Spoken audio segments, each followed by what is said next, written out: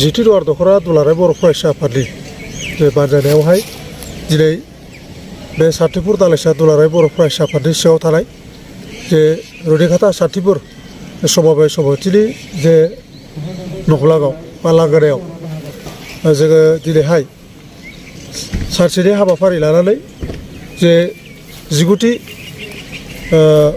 थान्दै जख'न्थाइ बे 19थि थान्दै जख'न्थाइखौ जोङो लानाय जादों। दा फुंनि हाबाफारि हिसाबै जोंहा आफादनि फिरफिला बिरहोनाय हाबाफारि आरो मुंख्लंफोरनो बिबार बावनाय हाबाफारि आरो बड'फारि सावगारियाव बिबार बावनाय हाबाफारि लानानै जोङो फुंनि हाबाफारिखौ जोङो लानाय जादों।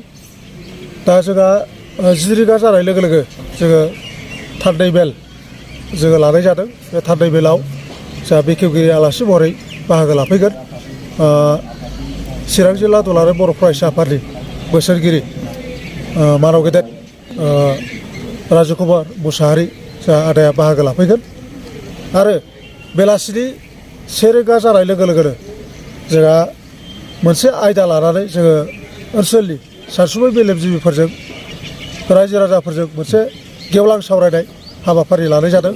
बे आयदाया जाहैबाय समाजारि आथिखालनि समाजारि थासारि सोलोंथाइ आरो इयुन आथिखालनि जे समाजारि जेंना सोलोंथाइ आरो इयुन थासारि बेखौ लानानै जोङो मोनसे गेवलां सावरायनाय हाबाफारि लानाय जादों।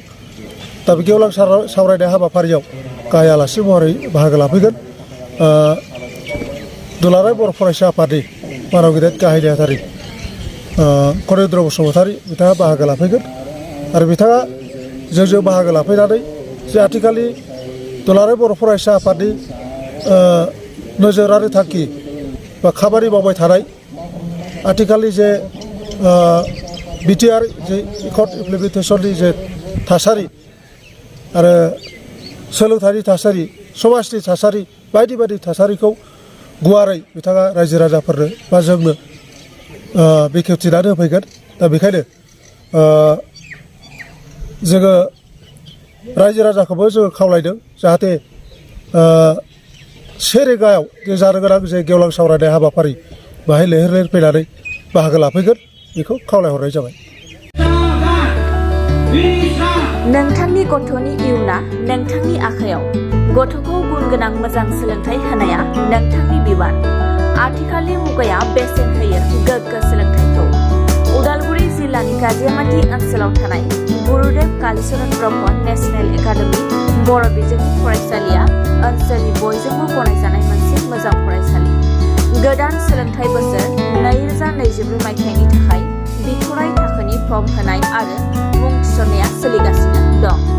लोगोसे 1 थाखोनिफ्राय 9 थाखोनि मुं थिसननाया फैगौ 2024 मायथाइनि जानुवारि दाननि 5 खालारनिफ्राय जागोन। गोसो गुदुं बिमा बिफा एबा दिथागिरि बिथांमोना 6002867678 आरो 6002401424 मबाइल नाम्बार